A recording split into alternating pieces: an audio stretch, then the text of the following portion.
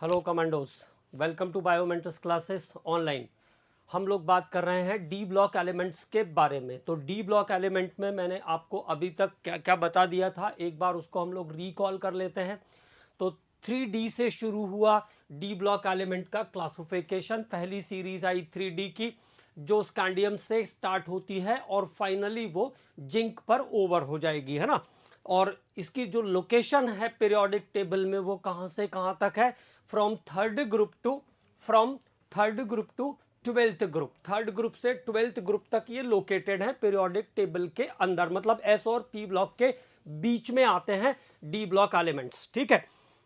इसके बाद अगली जो सीरीज शुरू हुई इट्रियम से वो गई कैडमियम तक। तो इट्रियम से शुरू होकर के कैडमियम तक, उसके बाद लैंथेनम से शुरू होकर के मर्क्यूरी तक, और लैंथेनम के बाद 14 एलिमेंट आए एफ ब्लॉक एलिमेंट के। लैंथेनम के बाद 4 एफ ब्लॉक के 14 एलिमेंट आए जिनको हम लैंथेनॉइड्स कहते हैं।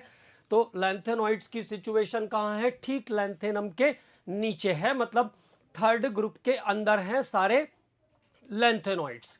तो लैंथेनॉइड के 14 एलिमेंट, तो सीधे लैंथेनम के बाद लैंथेनम 57 के बाद आया, लैंथेनम 57 के बाद सीरियम 58 से ल्यूटेशियम 71 तक आया 4F।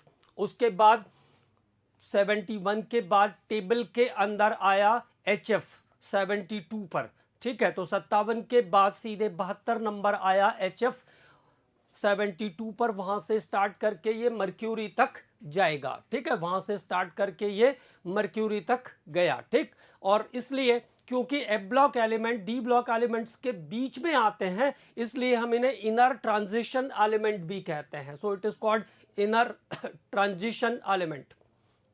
उसके बाद बारी आई अगले ग्रुप की। तो एक्टिनियम जो है वो फिर से डी ब्लॉक का मेंबर है। एक्टिनियम 89 डी ब्लॉक का मेंबर है। थोरियम से लॉरेंशियम 103, थोरियम 90 से लॉरेंशियम 103 तक फिर से जो है एक्टिनॉइड सीरीज है 5F ब्लॉक की। 5F ब्लॉक की सीरीज है थोरियम 90 से लेकर के लॉरेंशियम 103 तक। फिर यहाँ पे 104 पे आया डी ब्लॉक के अंदर UNQ अनिलक्वाडियम, और यहां से ये गया UUB पर अनबाइयम जो जिंक के नीचे आ रहा है, वहां तक की सिचुएशन ये हुई। टेबल की बात की हम लोगों ने।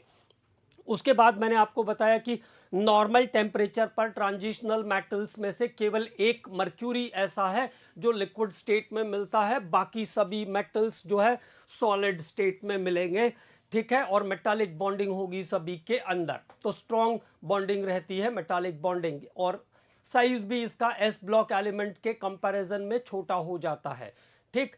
इसके बाद जिंक, कैडमियम और मर्क्यूरी को हम ट्रांजिशनल एलिमेंट में इंक्लूड नहीं करते हैं। अगर कभी ऐसा क्वेश्चन पूछते हैं तो उसका आंसर है because of completely filled D orbital, क्योंकि इनके डी ऑर्बिटल पूर्णतः भरे हुए हैं। तो कंप्लीटली फिल्ड डी ऑर्बिटल्स के कारण जिंक, कैडमियम और मर्क्यूरी को हम ट्रांजिशनल मेटल में इंक्लूड नहीं करते हैं।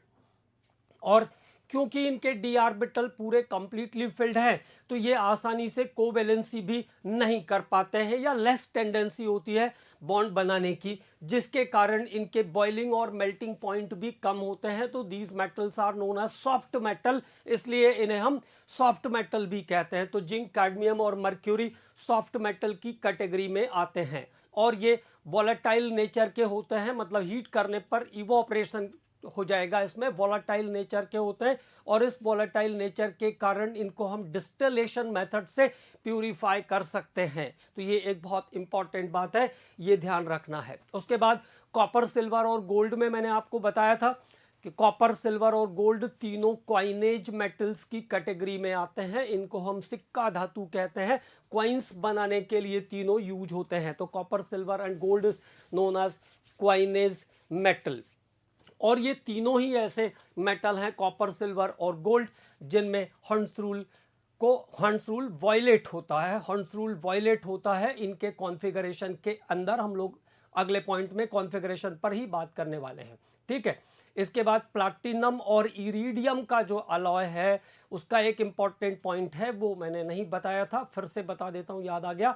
तो प्लैटिनम और इरिडियम के अलॉय से कंटेनर बनाते हैं जिसमें हम फ्लोरीन गैस को स्टोर करते हैं। तो fluorine gas is stored in the container of platinum and iridium. अब आपको लगेगा कि इतना महंगा कंटेनर क्यों बनाते हैं फ्लोरीन को स्टोर करने के लिए? तो because fluorine is the most reactive element. Fluorine सबसे ज्यादा रिएक्टिव एलिमेंट है और वो दूसरे किसी भी पॉसिबल कॉम्बिनेशन में स्टोर नहीं किया जा सकता है। तो ये सब चीजें ट्राई करनी पड़ती कि एक कॉम्बिनेशन बना के देखा, दूसरा कॉम्बिनेशन बना के देखा, जिसमें वो सूटेबल रहेगा वही कॉम्बिनेशन यूज होगा। ठीक है, तो प्लैटिनम और इरिडियम का जो अलॉय है उसके बने हुए कंटेनर के अंदर हम फ्लोरीन गैस को स्टोर करते हैं, ये बात ध्यान रखना है। इसके बाद हम लोगों ने बात किया ऑस्मियम के बारे में। हाईएस्ट डेंसिटी है इन मेटल्स में से ऑस्मियम की। उसके बाद सेकंड नंबर पर आता है इरिडियम। तो ऑस्मियम की डेंसिटी सबसे ज्यादा, इसके बाद सेकंड नंबर पर आया इरिडियम। ठीक है, ऑस्मियम और रूथेनियम दो ऐसे मेटल हैं जो हाईएस्ट ऑक्सीडेशन नंबर शो करते हैं। Show the highest oxidation number, that is +8। In case of D3D series, manganese show the maximum oxidation number, that is +7। तो 3D सीरीज में मैग्नीज का ऑक्सीडेशन नंबर सबसे ज्यादा होता है, जो कि +7 तक जाता है। तो 3D वाले एलिमेंट में मैग्नीज सबसे ज्यादा ऑक्सीडेशन नंबर शो करता है। ठीक है, इसके बाद हम लोगों ने बात किया था बॉइलिंग पॉइंट के बारे में, मेल्टिंग पॉइंट के बारे में। तो मेल्टिंग पॉइंट सबसे ज्यादा किसका? टंगस्टन का। इन मेटल्स में सबसे ज्यादा मेल्टिंग पॉइंट है टंगस्टन का। टाइटेनियम, जर्कोनियम और हाफनियम को प्यूरिफाई करने के लिए हम वैन आर्कल प्रोसेस यूज करते हैं, जिसके बारे में हम लोग मेटलर्जी में बात करेंगे, लेकिन अभी इसको ध्यान रखना है। तो titanium, zirconium and hafnium is the ultra pure metal. It is recovered by the Van Arkel process. It is purified by the Van Arkel process. इसके साथ साथ टाइटेनियम स्ट्रेटर्जिक मेटल के फॉर्म में रणनीतिक धातु के रूप में काम करता है और टाइटेनियम का use blades of helicopter and such fast moving weapons बनाने के लिए, जहाँ पे फास्ट मूवमेंट की जरूरत है वहाँ पे हम टाइटेनियम को यूज करते हैं। तो these are the important points related with the metals. उसके बाद हम लोगों ने बात किया अगले पॉइंट पर। तो अगला पॉइंट हम लोगों ने देखा एटॉमिक साइज। तो एटॉमिक साइज एस ब्लॉक और पी ब्लॉक की तरह जनरल ग्रेडेशन में नहीं आएगा। जैसा एस ब्लॉक पी ब्लॉक में होता है, एटॉमिक साइज कंटिन्यूअसली डिक्रीज करता जाता है। इन एलिमेंट्स में ऐसा नहीं है। एक तो साइज छोटा होगा, एक बात ध्यान रखना है। दूसरी बात ये ध्यान रखना है कि हर सीरीज में फर्स्ट एलिमेंट से फिफ्थ एलिमेंट तक एटॉमिक साइज क्या होगा? रिड्यूस होगा, डिक्रीजिंग ऑर्डर में जाएगा। जैसा मैंने आपको बताया था कि स्कैंडियम से मैग्नीज तक साइज छोटा होता है। स्कैंडियम से मैग्नीज तक साइज छोटा हुआ, साइज का छोटा होना मतलब अट्रैक्शन फोर्स का बढ़ना। तो अट्रैक्शन फोर्स बढ़ा किसके कारण से? Because of effective nuclear charge, because of high effective nuclear charge. तो इफेक्टिव न्यूक्लियर चार्ज के बढ़ने के कारण स्कैंडियम से मैग्नीज तक साइज छोटा होता है। और जब इफेक्टिव न्यूक्लियर चार्ज और स्क्रीनिंग इफेक्ट दोनों का मैग्नीट्यूड सेम होगा तो वहां पर साइज ऑलमोस्ट कांस्टेंट रहेगा। तो आयरन, कोबाल्ट और निकल में साइज ऑलमोस्ट कांस्टेंट रहता है।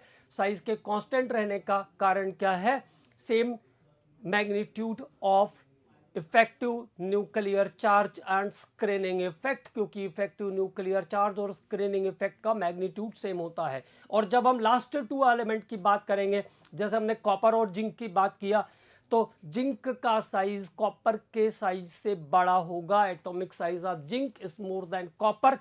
This is due to high screening effect. ऐसा स्क्रीनिंग इफेक्ट के बढ़ने के कारण होता है। स्क्रीनिंग इफेक्ट बढ़ता है लास्ट में। ठीक है, अब इसी चीज से हमने आगे के पॉइंट्स को रिलेट किया। तो अगले पॉइंट पर जब हमने बात किया डेंसिटी पर, तो density is what?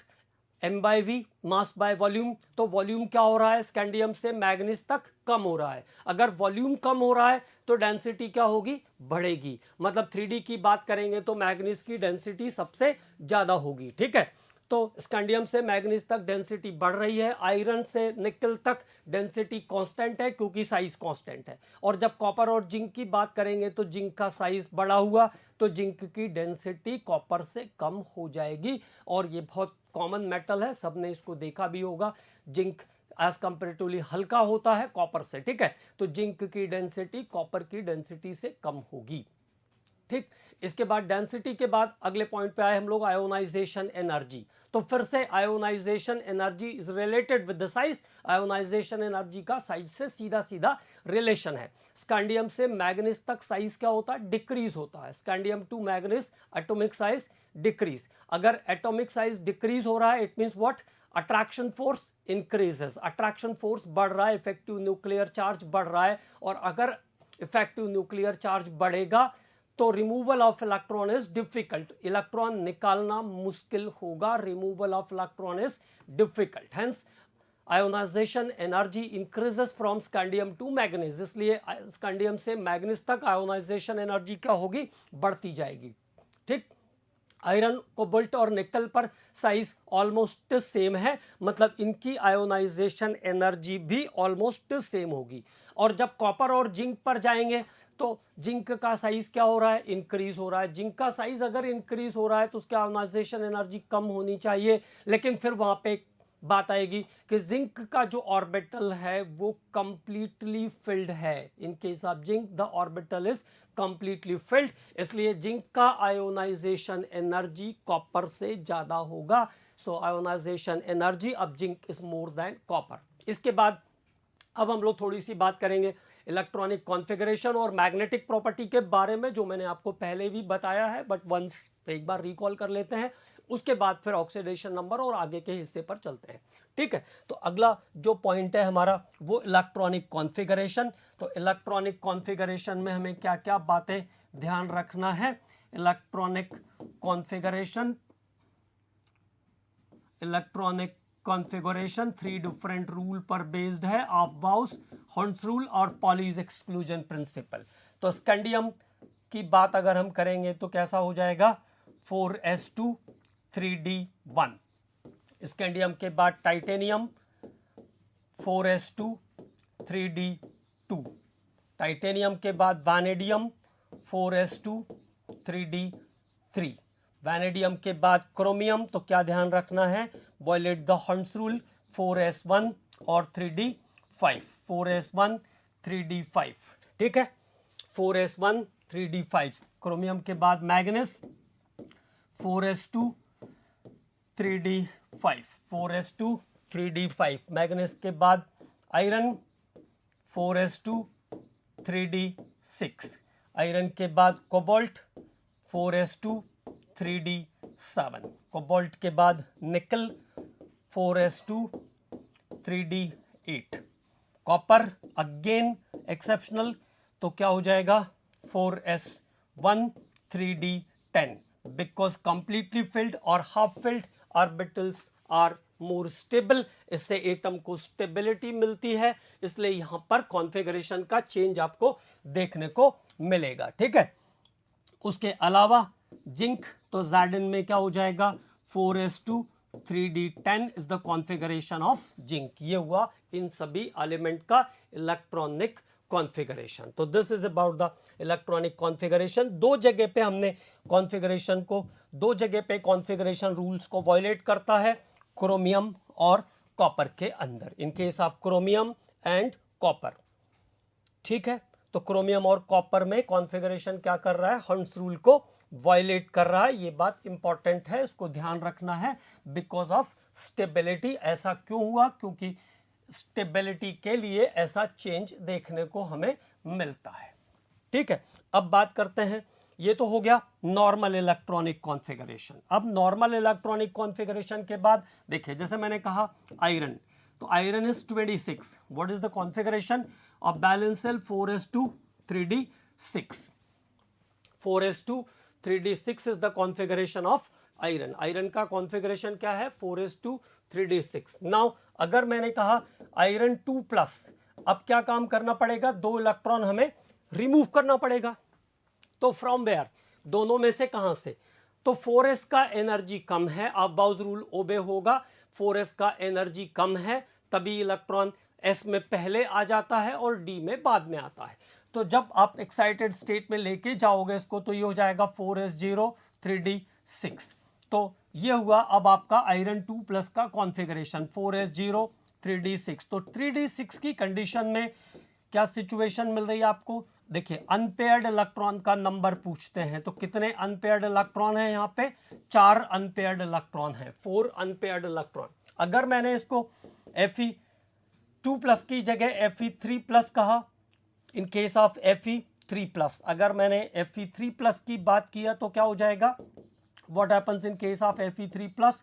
It is 4s0 3d5, 4s0 3d5। तो अब क्या हो गया? अगली सिचुएशन क्या मिल रही है हमें? 1 2 3 4 एंड 5, 4s0 3d5। तो आयरन 3+ में कितने अनपेयर्ड इलेक्ट्रॉन हैं? 5 अनपेयर्ड इलेक्ट्रॉन हैं। तो यहाँ पे 5 अनपेयर्ड इलेक्ट्रॉन है। तो ये अनपेयर्ड इलेक्ट्रॉन निकालने के लिए एक अच्छा मेथड भी है, आप आसानी से काउंट कर सकते हैं इससे किसी भी आयोनिक स्पीसीज का अनपेयर्ड इलेक्ट्रॉन। तो आयरन 2+ में 4 अनपेयर्ड, आयरन 3+ में 5 अनपेयर्ड। ध्यान क्या रखना है? पहले इलेक्ट्रॉन s ऑर्बिटल से एक्साइट करेगा, s ऑर्बिटल से बाहर निकलेगा, देन d ऑर्बिटल से बाहर निकलेगा। केवल एक बात ध्यान रखना है, अगर कॉन्फ़िगरेशन सही बना रहे तो बहुत सारी चीज़ों का सॉल्यूशन मैंने पूरा का पूरा हाइब्रिडाइजेशन आपको कॉन्फ़िगरेशन पर बेस करके समझा के दिखाया है ना। वहां पर भी हम सेकंड्स में आंसर निकाल लेते हैं बिना किसी ट्रिक को लगाए हुए। ठीक, तो कितना हो गया? 4 अनपेयर्ड इन आयरन 2+, 5 अनपेयर्ड इन आयरन 3+। ठीक है, अब यहां से ये बात क्लियर हुई। तो अब अगर कभी ये पूछते हैं कि कौन सा स्पीसीज ज्यादा स्टेबल है तो कॉन्फ़िगरेशन देख लीजिए। ये कैसा है? इसके पास एक एक्स्ट्रा इलेक्ट्रॉन प्रेजेंट है और ये कैसा है? हाफ फिल्ड है। हाफ फिल्ड है तो क्या होगा? मोर स्टेबल होगा। It means iron 3+ is more stable then iron 2+। अब इसको अगर प्रैक्टिकली पूछना है तो क्या करेंगे? बोलेंगे कि कोई भी कंपाउंड है, कोई भी हमको एक्सपेरिमेंट करना है और एक्सपेरिमेंट के समय अगर हमने पुराना रखा हुआ फेरस सल्फेट यूज किया तो क्या होगा? टेस्ट आएगा कि नहीं? अगर वहां पे मान लीजिए फेरस सल्फेट डालना था मुझे कंपाउंड के अंदर और हमने पुराना बना हुआ फेरस सल्फेट यूज कर लिया तो टेस्ट नहीं आएगा। कारण फेरस सल्फेट थोड़ी देर के बाद फेरिक सल्फेट में कन्वर्ट हो जाएगा। इसलिए एट द मूवमेंट फॉर्म करते हैं। जब भी हमें फेरस सल्फेट की जरूरत होगी तो it is formed according to situation, it is form according to movement. ठीक है, तो उसको मूवमेंट के जब जरूरत पड़ेगी तभी हम उसको बनाएंगे। ठीक है, तो एक इंपॉर्टेंट बात ये ध्यान रखना है, ferric is more stable then ferrous और फेरस के जो कंपाउंड हैं वो ऑटोमेटिकली फेरिक के कंपाउंड में कन्वर्ट हो जाएंगे। इसलिए जब भी अकॉर्डिंग टू सिचुएशन जब जरूरत होगी तब आपको फेरस सल्फेट बनाना पड़ेगा। ठीक, एक बात और सीख लिया आपने, how to count the unpaired electron, how to count the unpaired electron. Then अब क्या ध्यान, अब अगली बात पे आते हैं, पैरामैग्नेटिक और डायमैग्नेटिक। पहले भी बात कर चुके हैं हम लोग। क्या होता है पैरामैग्नेटिक? जिसमें अनपेयर्ड इलेक्ट्रॉन रहते हैं, in which unpaired electrons are present is called paramagnetic। ठीक है, जितने अनपेयर्ड इलेक्ट्रॉन ज्यादा होंगे पैरामैग्नेटिक नेचर भी उतना ज्यादा होगा। More the number of unpaired electron more the paramagnetic nature. ठीक है, और जिसमें सभी पेयर्ड होंगे वो कैसे होंगे? डायमैग्नेटिक होंगे। जैसे मैं अगर बात करता हूं जिंक की तो जिंक का कॉन्फ़िगरेशन क्या हो गया? 4s2 3d10। जिंक का कॉन्फ़िगरेशन क्या हो गया? 4s2 3d10। तो now there is 4s2 3d10 is the configuration of zinc. Zinc का कॉन्फ़िगरेशन क्या हो गया? 4s2 3d10। और अगर d10 हुआ इसका मतलब सब कैसे हैं? पेयर्ड है। अगर मैं जिंक 2+ कहूंगा तो क्या चेंज आएगा? Now it is 4s0 3d10, 4s0 3d10। तो अब भी d में कितने इलेक्ट्रॉन हैं आपके पास? 10 electrons are there in d orbitals. d orbitals के अंदर 10 इलेक्ट्रॉन है, it means it is completely paired. तो जब कंप्लीटली पेयर्ड होगा there is no any unpaired electron, it is diamagnetic. और क्या ध्यान रखेंगे? All the diamagnetic species are colourless. जो भी प्रतिचुंबकीय समूह हैं वो सब रंगहीन होते हैं। All the diamagnetic species are colourless. Where paramagnetic species are coloured, paramagnetic species coloured होते हैं, लेकिन क्योंकि केमिस्ट्री है तो एक आध एक्सेप्शनल केस आपको देखने को जरूर मिलेगा कि वो पैरामैग्नेटिक होने के बाद, जैसे नाइट्रिक ऑक्साइड NO पैरामैग्नेटिक है लेकिन कलरलेस है, जबकि नाइट्रोजन डाइऑक्साइड NO2 पैरामैग्नेटिक है और ब्राउन कलर की गैस है, but mostly the paramagnetics are coloured. तो एक तो ये बात ध्यान रखना है, पैरामैग्नेटिक, डायमैग्नेटिक। तो पैरामैग्नेटिज्म क्या है, जिसमें अनपेयर्ड इलेक्ट्रॉन है वो पैरामैग्नेटिक, और ये वीकली अट्रैक्टेड होते हैं मैग्नेटिक फील्ड से, और अगर मैग्नेटिक फील्ड को हम हटा लेते हैं तो ये फिर अपना मैग्नेटिक बिहेवियर भी लॉस कर देते हैं। तो ये पैरामैग्नेटिक की प्रॉपर्टी है, ठीक। इसके बाद डायमैग्नेटिक्स क्या होते हैं, all paired electrons, and all the diamagnetic species are colourless, और सभी डायमैग्नेटिक स्पीसीज कलरलेस होते हैं। अब बारी आई इसके मैग्नेटिक मोमेंटम की, तो फॉर्मूला क्या है, √n n+2। What is the formula for magnetic momentum, √n n+2 bm is the Bohr magneton. It is unit of the magnetic momentum, where n is the number of unpaired electron. n क्या है यहाँ पे, number of unpaired electron. अगर आपने इसको properly count कर दिया है तो आपका आंसर इसका भी सही आएगा। Magnetic momentum is the very important. जैसे मैंने एग्जांपल लिया निकल 2+, तो what is the configuration of निकल, पहले ग्राउंड स्टेट पे जाइए, तो निकल क्या होगा, 4s2 3d8।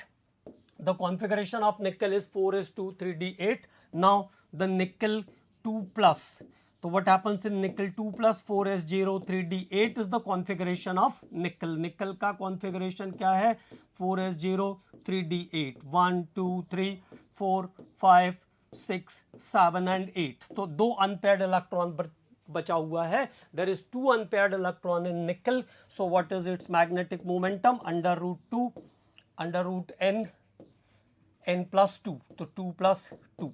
ओके, तो नाउ द आंसर इज 224, और 4 × 2 कितना आ गया, √8, अबाउट 2.9 bm के आसपास इसका आंसर आ जाएगा। तो 2.9 bm is the answer here. किसी में भी अगर आपको नंबर ऑफ अनपेयर्ड इलेक्ट्रॉन मिल रहे हैं तो आप आसानी से मैग्नेटिक मोमेंटम काउंट कर सकते हो, और ये सब चीजें हमने स्ट्रक्चर में भी पढ़ा है, ठीक है। तो ये बात हो गई कैलकुलेशन ऑफ मैग्नेटिक मोमेंटम और मैग्नेटिक प्रॉपर्टी की। अब बात करते हैं अगले टॉपिक पर। That topic is oxidation number. Oxidation number, ऑक्सीकरण संख्या। तो ड्यू टू प्रेजेंस ऑफ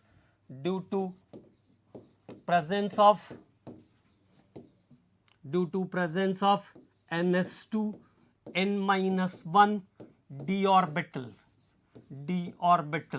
यहाँ पे जो इलेक्ट्रॉन हैं वो आसानी से एक्साइट होते हैं क्योंकि d ऑर्बिटल भी खाली रहते हैं, ठीक है। और ns का इलेक्ट्रॉन, मतलब क्रोमियम और कॉपर जैसे एलिमेंट में ns का इलेक्ट्रॉन भी कहाँ जाता है, d में जाता है, ऑटोमेटिकली नेचुरली जाता है।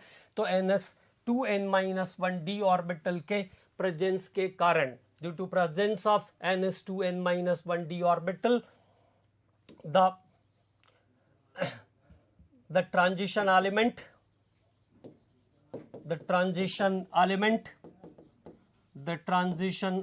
show the variable oxidation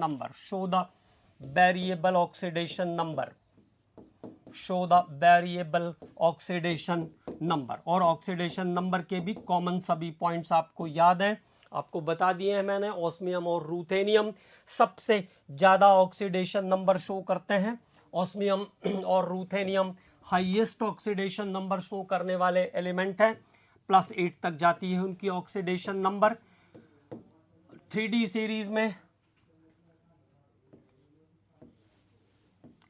series के अंदर सबसे ज्यादा ऑक्सीडेशन नंबर शो करता है manganese.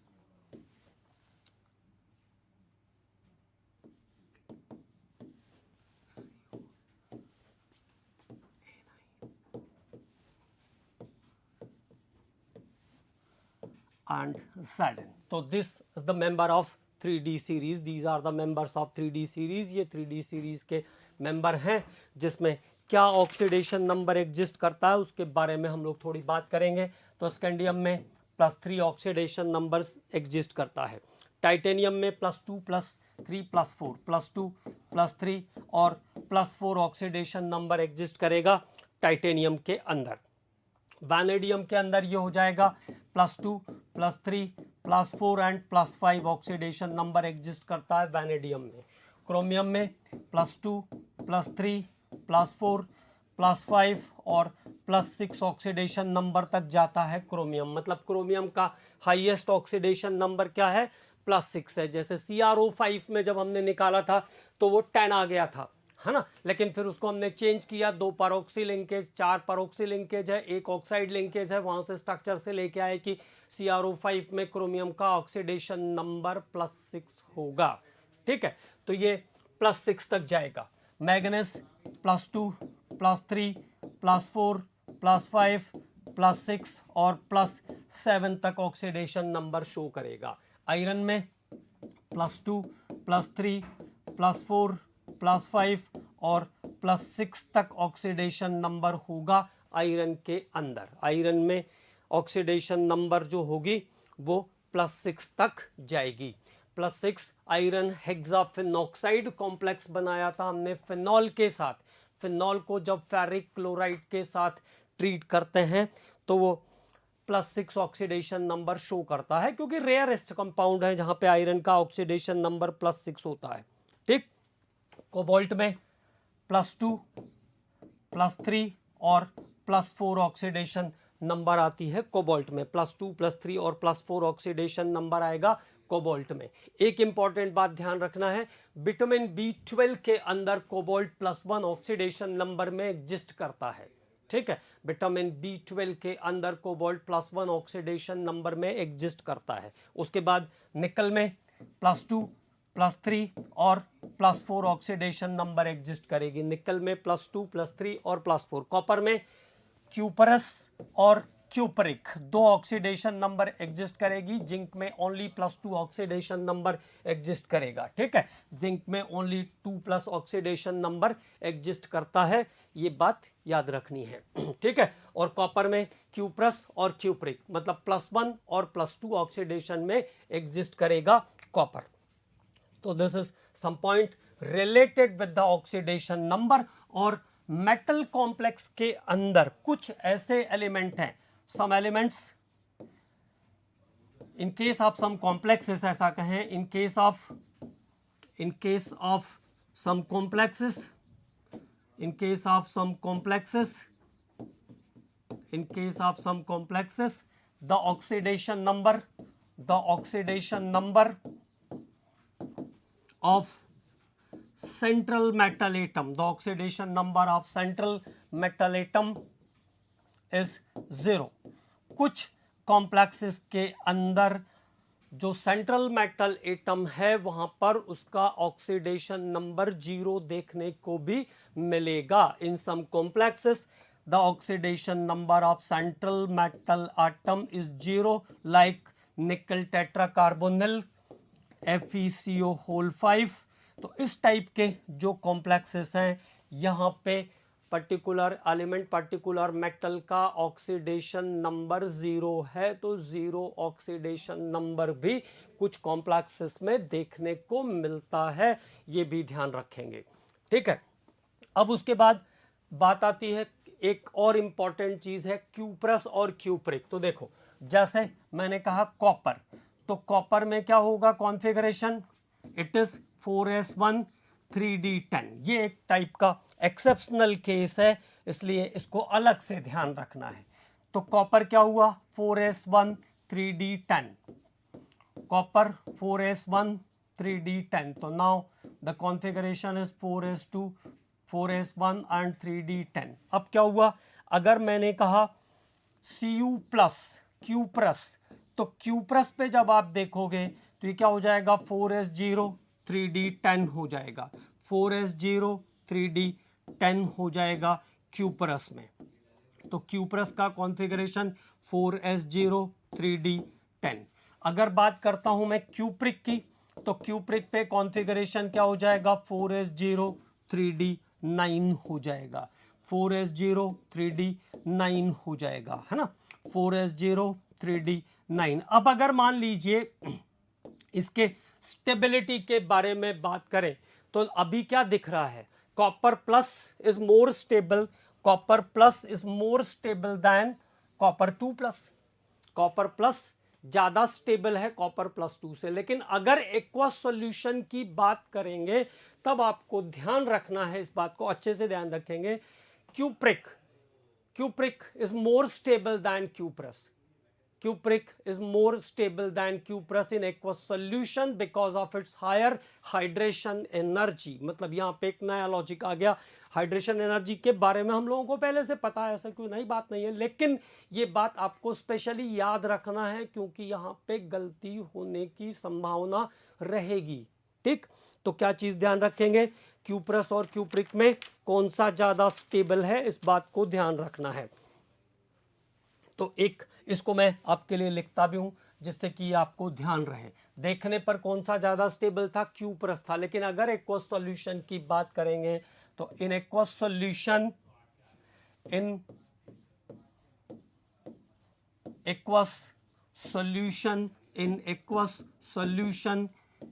Cu2 plus is more stable than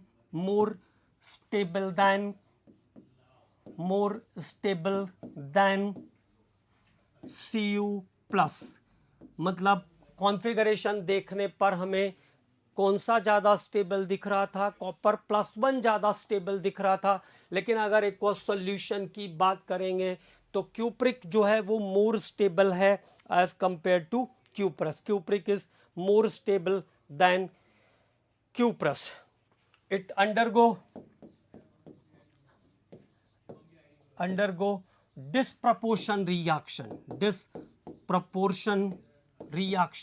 ये disproportion reaction शो करता है। Cuprous show the disproportion reaction and tendency to convert into cupric and copper। ये कॉपर 2 प्लस में कन्वर्ट होने की टेंडेंसी रखेगा एक्वस सॉल्यूशन के अंदर। ठीक है, क्योंकि कॉपर 2 प्लस कैटायन जो है उसका ऑक्सीडेशन नंबर बढ़ जाएगा और हाइड्रेशन एनर्जी भी बढ़ जाएगी। चार्ज डेंसिटी बढ़ जाती है और हाइड्रेशन एनर्जी भी ज़्यादा होती है, इसलिए क्यूप्रिक कैटायन ज़्यादा स्टेबल होता है। मतलब ये अकॉर्डिंग टू रूल नहीं हो रहा है, इसलिए स्पेशली ध्यान रखना है।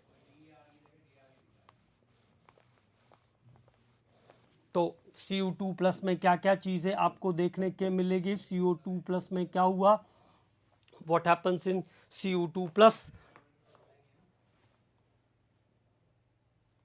Cu plus 2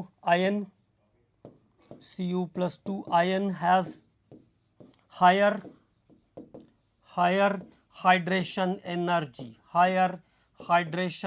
energy। इसके जल योजन ऊर्जा का मान बढ़ जाता है, higher hydration energy and greater charge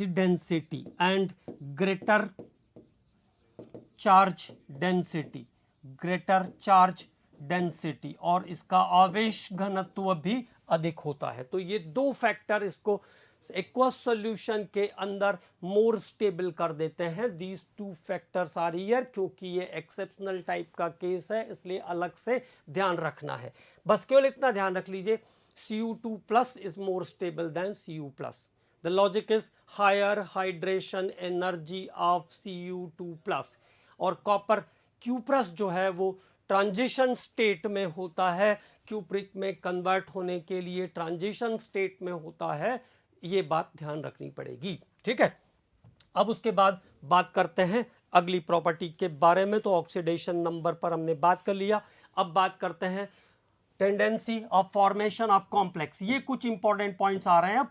tendency of formation of complex, tendency of formation of complex, tendency of formation of complex, how to central metal, how to a transitional metal form complex. तो देखिए हमने बहुत सारे complexes के बारे में अभी तक बात किया ज्योमेट्री में, like K4FeCN whole 6,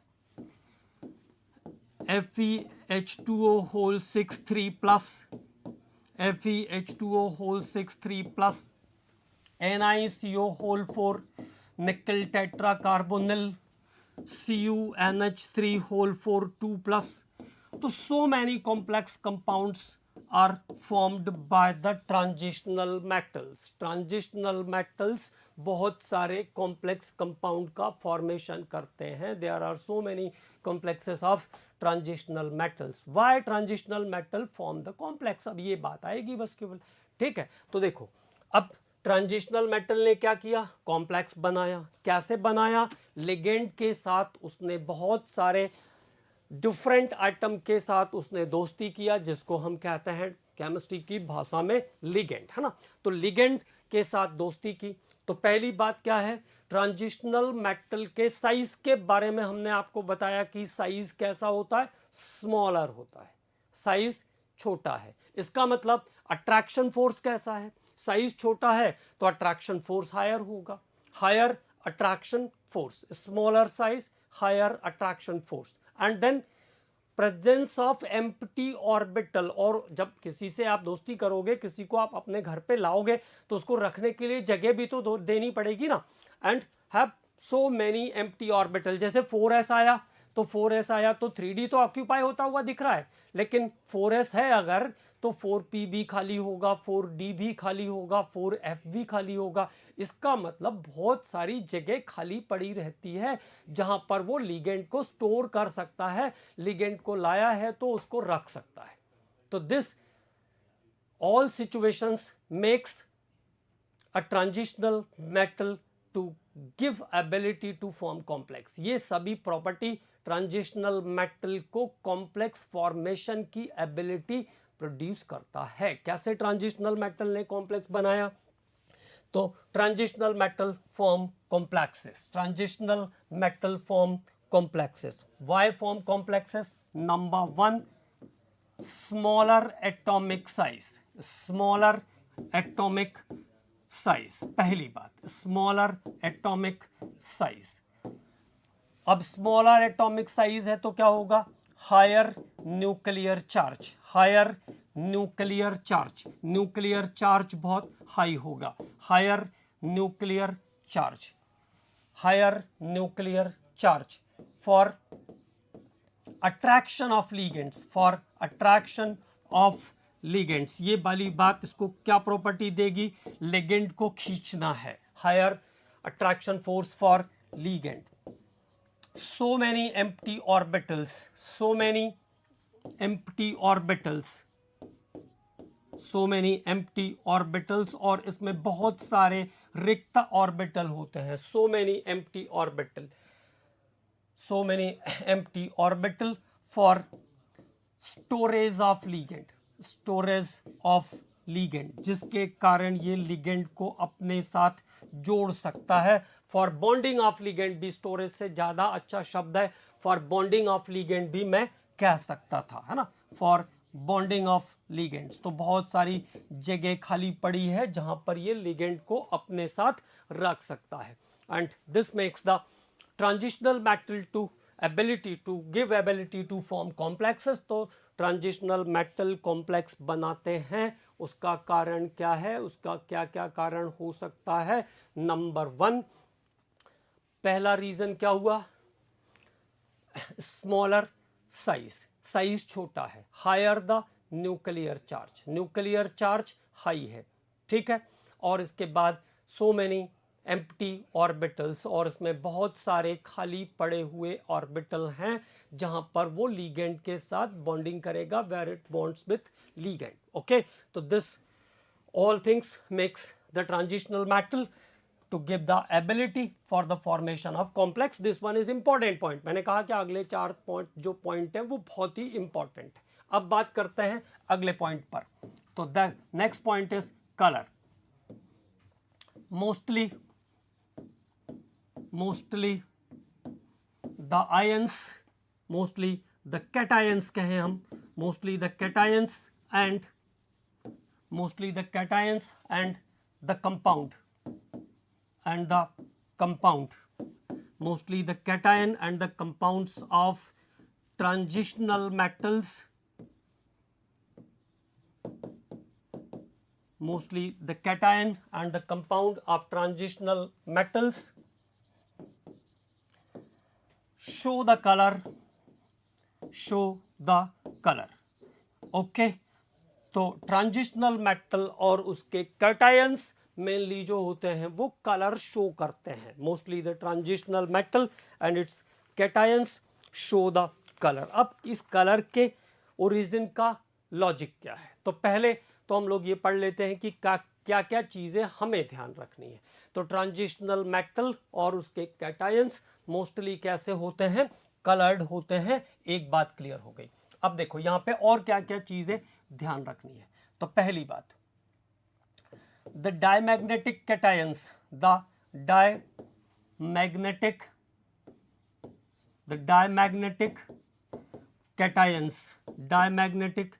cations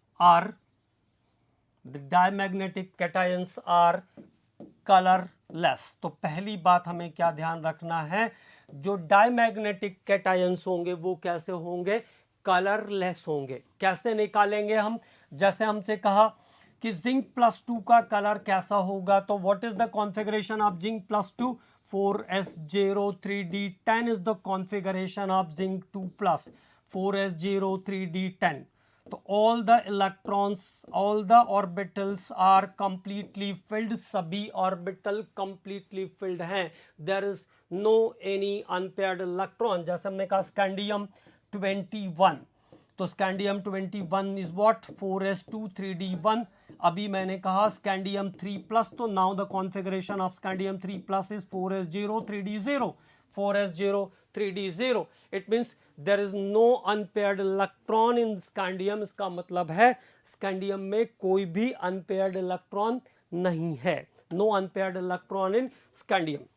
okay, तो now this type of species in which no unpaired electron, जिसमें कोई अनपेयर्ड इलेक्ट्रॉन नहीं है, ये कैसे होंगे, कलरलेस होंगे,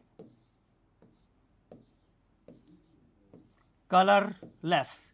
तो वो स्पीसीज जिसमें कोई भी अनपेयर्ड इलेक्ट्रॉन नहीं है वो कलरलेस होगा। ये पहली बात हो गई, ठीक है।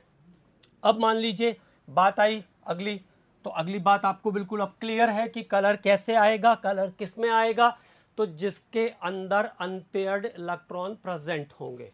तो where unpaired electron is present, where unpaired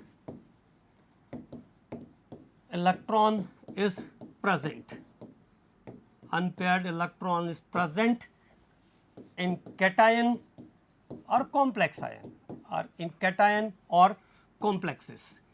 वो सभी कॉम्प्लेक्स जिनमें अनपेयर्ड इलेक्ट्रॉन प्रेजेंट होंगे, जिनमें अनपेयर्ड इलेक्ट्रॉन प्रेजेंट होंगे वो कैसे होंगे, आर कलर्ड, आर कलर्ड।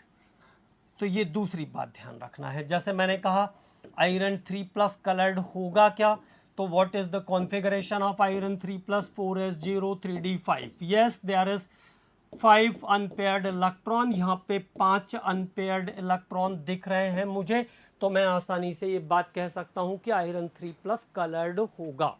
ये दूसरी बात क्लियर हुई, ठीक। तो all the species in which no unpaired electron it is colorless, and all the species in which unpaired electrons are present is showing color in aqueous solution। वो अपने aqueous solution में क्या करेंगे, कलर शो करेंगे। अब बारी आई अगली point की।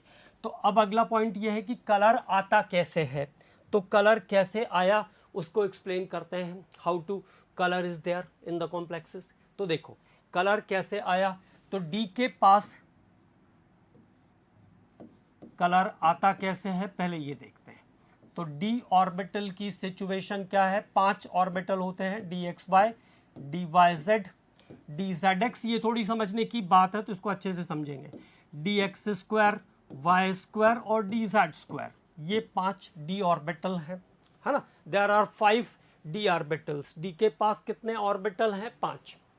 इन विच द फर्स्ट 3 1, पहले जो 3 डी ऑर्बिटल हैं उसका ओरिजिन कैसा है, बिटवीन द एक्सिस, ये बिटवीन द एक्सिस हैं, पहले तीन कैसे हैं, बिटवीन द एक्सिस, मतलब अगर आप यहाँ पे इलेक्ट्रॉन डेंसिटी को देखोगे तो कितने डिग्री पर आएगी, 45 डिग्री पर इलेक्ट्रॉन डेंसिटी यहाँ है, तो electron densities are at 45 degree and it is called गिरेड एक्सिस। इन सबको, इन तीनों को हम गिरेड एक्सिस भी कहते हैं। And where in case of d x square y square and d z square the lobes are concentrated at 90, तो लोब्स का कंसंट्रेशन यहां पर कैसा है, 90 पर है। ठीक है, तो अब हमको कुल ये ध्यान रखना है, क्या चीज ध्यान रखना है, 3 ऑर्बिटल अलग टाइप के हैं, 2 ऑर्बिटल अलग टाइप के हैं, थे पांचों, 5 की एनर्जी कैसी है, initially it is considered to be same. शुरू में हम कैसा कह रहे हैं, इन पांचों की एनर्जी कैसी है, सेम है। इट इज कॉल्ड डीजनरेटेड, इनको हम डीजनरेटेड कहते हैं। अब मैंने फिर से दोबारा एक नई चीज बताया कि इन 5 ऑर्बिटल में से शुरू में ये डीजनरेटेड है, इट इज क्लियर। बाद में क्या हुआ कि इनका ओरिजिन अलग अलग टाइप का है, इसमें से 3 अलग ओरिजिन रखते हैं और 2 अलग ओरिजिन रखते हैं। 3 have electron density are at 45 and 2 पे 90 पे है इलेक्ट्रॉन डेंसिटी, मतलब 3 अलग अलग टाइप के हैं और 2 अलग अलग टाइप के हैं। यहां तक क्लियर। अब उसके बाद देखो, अगर मान लो कोई मेटल कॉम्प्लेक्स बना रहा है, तो कोई मेटल अगर कॉम्प्लेक्स, जैसे आयरन कोई कॉम्प्लेक्स बना रहा है, तो क्या होगा, when iron is forming some complex, तो क्या होगा, लिगेंड्स आर देयर, तो लिगेंड क्या करेंगे, अटैक करेंगे। जब कॉम्प्लेक्स बनता है तो लिगेंड को क्या करेगा, अट्रैक्ट करेगा। अब कोई फॉरेन वाली चीज आ रही, कोई फॉरेन पार्टिकल आ रहा है, तो फॉरेन पार्टिकल आएगा, जब लिगेंड आएगा तो क्या होगा, एनर्जी चेंज होगी। When ligand approach to the central metal, जब लिगेंड सेंट्रल मेटल को अप्रोच करेगा तो एनर्जी चेंज होगी। ठीक है, और ये जो डी ऑर्बिटल थे, ये जो डीजनरेटेड डी ऑर्बिटल हैं, ये 2 हिस्से में टूट जाएंगे। ठीक, तो डी ऑर्बिटल इनिशियली कैसे हैं, सेम एनर्जी वाले हैं, ये बात क्लियर। 5 डी ऑर्बिटल हैं, उसमें से 3 का ओरिएंटेशन अलग है, 2 का ओरिएंटेशन अलग है। 3 are orient between the axis and 2 are orient at the common axis. Clear. अब जब लिगेंड अटैक करेगा, लिगेंड सेंट्रल मेटल को अप्रोच करेगा, तो ये 5 जो डी ऑर्बिटल आपको दिख रहे हैं, ये 5 डीजनरेटेड ऑर्बिटल, 5 डीजनरेटेड ऑर्बिटल 2 हिस्से में टूट जाते हैं, 2 हिस्से में बट जाते हैं। भाई 3 एक जैसे थे, 2 एक जैसे थे, तो जो 3 एक जैसे विचार वाले हैं वो लोग एक साथ चले जाएंगे, जो अलग 2 विचार वाले हैं वो अलग अलग चले जाएंगे। And this orbitals are split into 2 types, तो ये ऑर्बिटल 2 टाइप में स्प्लिट हो जाएंगे, 3 एक साथ आए और 2 एक साथ चले गए, तो दैट इज कॉल्ड T2G। जो 3 एक साथ आए उनका नाम रख दिया हमने T2G, 3 fold degenerated, that is 3 fold degenerated. और जो 2 एक साथ गए, कभी इन तीनों की एनर्जी भी ज़्यादा हो सकती है उन दोनों से, ऐसा नहीं कहा मैंने अभी, वो तो अलग बात है, वो हम लोग क्रिस्टल फील्ड थ्योरी में पढ़ेंगे, लेकिन 2 हिस्से में स्प्लिट हो जाते हैं, ये ध्यान रखना है। और ये जो 2 एक साथ आए, इनका नाम रख दिया हमने EC, 2 fold degenerated. It means what happens by the attraction of ligand, by the attack of ligand, the d orbital, the equal energy d orbitals are split into 2 types of different energy. इनकी energy में थोड़ा सा variation आ जाएगा, और ये हो गए T2G और EZ. It is split into T2G and EZ. लेकिन एनर्जी का गैप बहुत कम रहता है, एनर्जी वेरिएशन बहुत कम रहता है। तो अब अगर यहाँ पे मान लीजिए ये अगर लोअर है, कोई भी लोअर या हायर हो सकता है इसमें, ऐसा अभी मैंने कुछ बताया नहीं आपको, है ना, एक लोअर हो जाएगा एक हायर हो जाएगा। तो जो लोअर है, इलेक्ट्रॉन पहले कहाँ पे जाएंगे, यहाँ जाएंगे।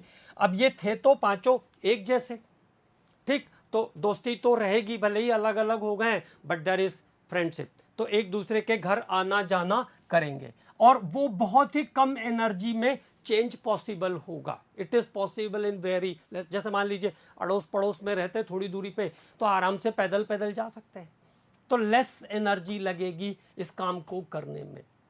तो एक लोअर डी ऑर्बिटल से इलेक्ट्रॉन हायर डी ऑर्बिटल में जाएगा and it is possible in visible range light. 4000 से 8000 आर्मस्ट्रॉन्ग की जो विजिबल रेंज की लाइट है उसमें भी ये फिनोमिना पॉसिबल है।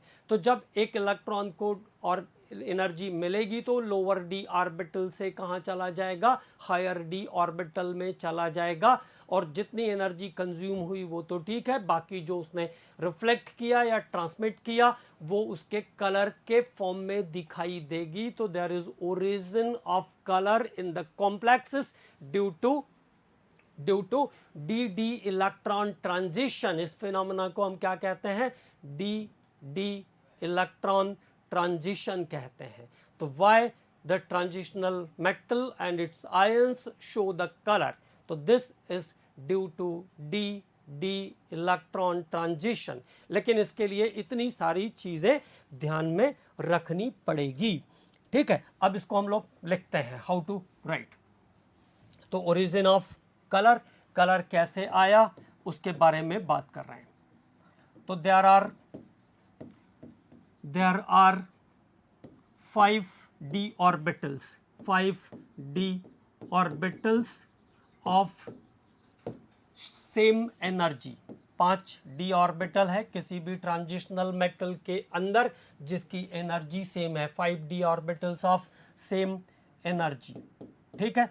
किसी भी ट्रांजिशनल मेटल में 5d ऑर्बिटल प्रेजेंट है जिसकी एनर्जी कैसी है, सेम है, ठीक। There are 5d orbitals of same energy. when ligand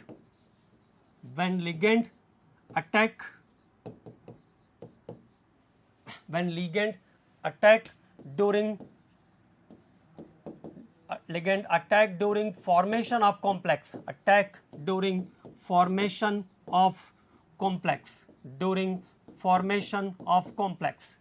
the d orbitals are split into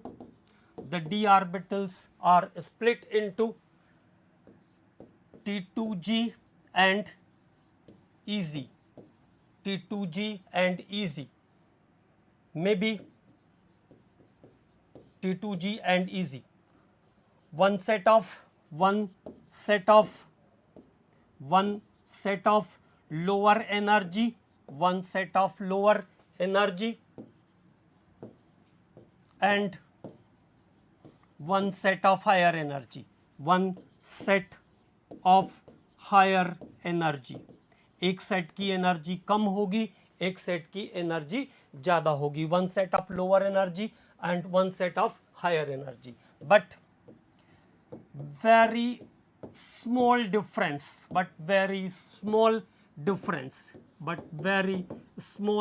difference, लेकिन ये एनर्जी का जो डिफरेंस है, गैप है, वो बहुत कम रहता है, energy very small difference. So in visible range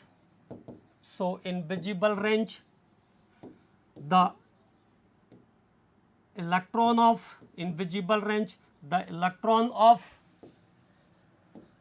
lower energy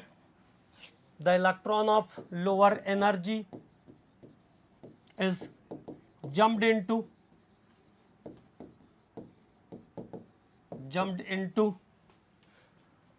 higher energy orbital,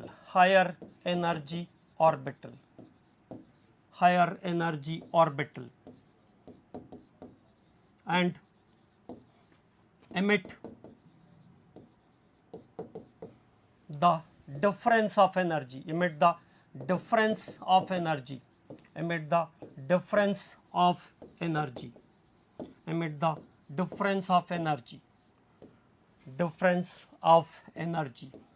and show the color,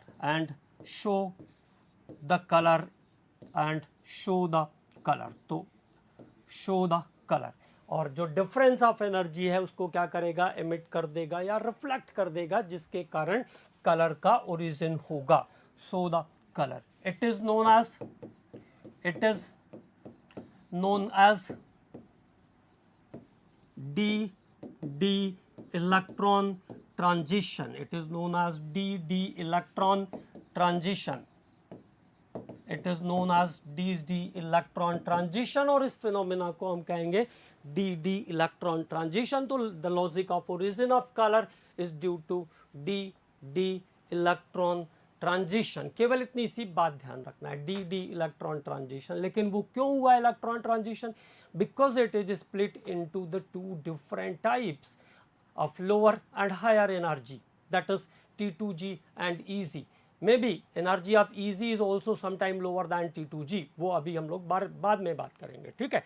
लेकिन तो क्रिस्टल फील्ड थ्योरी ने ऐसा कहा कि जो डी ऑर्बिटल है, जब लिगेंड उसके ऊपर अटैक करता है कॉम्प्लेक्स फॉर्मेशन के समय, तो उसकी एनर्जी दो हिस्से में बट जाती है, और जिसकी एनर्जी लोअर होगी वहाँ से इलेक्ट्रॉन हायर एनर्जी में जाएगा, क्योंकि एनर्जी गैप बहुत कम होता है, इसलिए आसानी से ट्रांजिशन होगा. This phenomena is called D electron transition, और इसके कारण कलर का ओरिजिन होगा क्रिस्टल में. और अगले लेक्चर में थोड़ी सी हम लोग इस बारे में और बात करेंगे, लेकिन द लॉजिकल अप्रोच हमने खत्म कर लिया इसका. थोड़ी सी और बात करेंगे कलर के बारे में, एंड देन बात करेंगे अगले टॉपिक्स पर.